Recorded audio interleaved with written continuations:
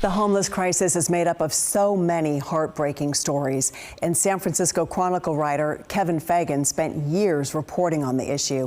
As he's now retiring, he spoke with KCRA3's Ryan Curry about how difficult it can be for some people to escape that life. You look at these things and you remember writing the stories. Because a good story leaves a lasting impact.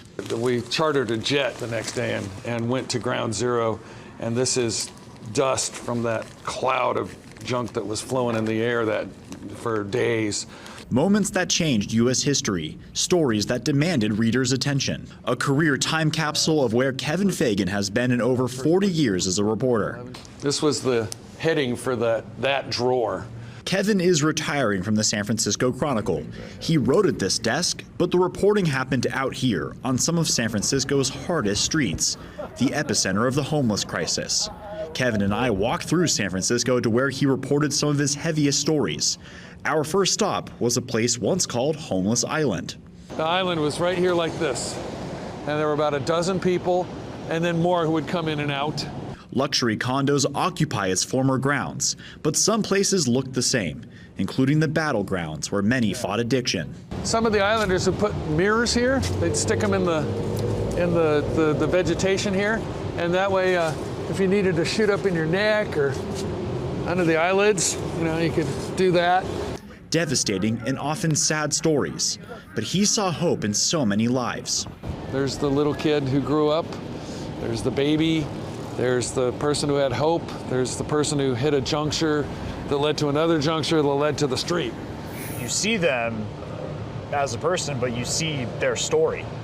Yeah, and you want them to share more of it with you. His new book, The Lost and the Found, details stories of unhoused people reuniting with loved ones, including Tyson Fowler, a homeless man living in the Tenderloin whose brother Barron asked Kevin to help find his lost sibling. Time froze just long enough to hear the crunch of discarded needles and glass meth pipes underfoot. Long enough for Barron to focus in on the face of this brother, whom until this evening he hadn't been sure was still alive. "Nice to see you," Tyson said, and he stuck out his hand. "Nice to see you. Give me a hug." Barron pulled him close.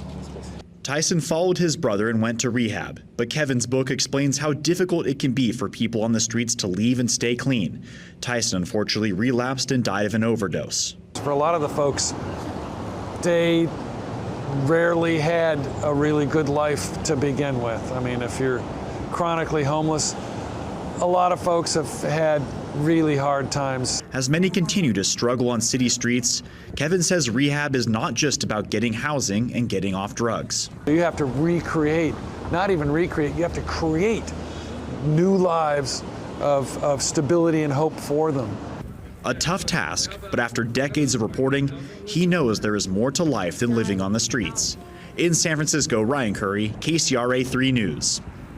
And Kevin's new book was released today. He's planning book tours and speaking events to talk about his experience covering the homeless and drug crises.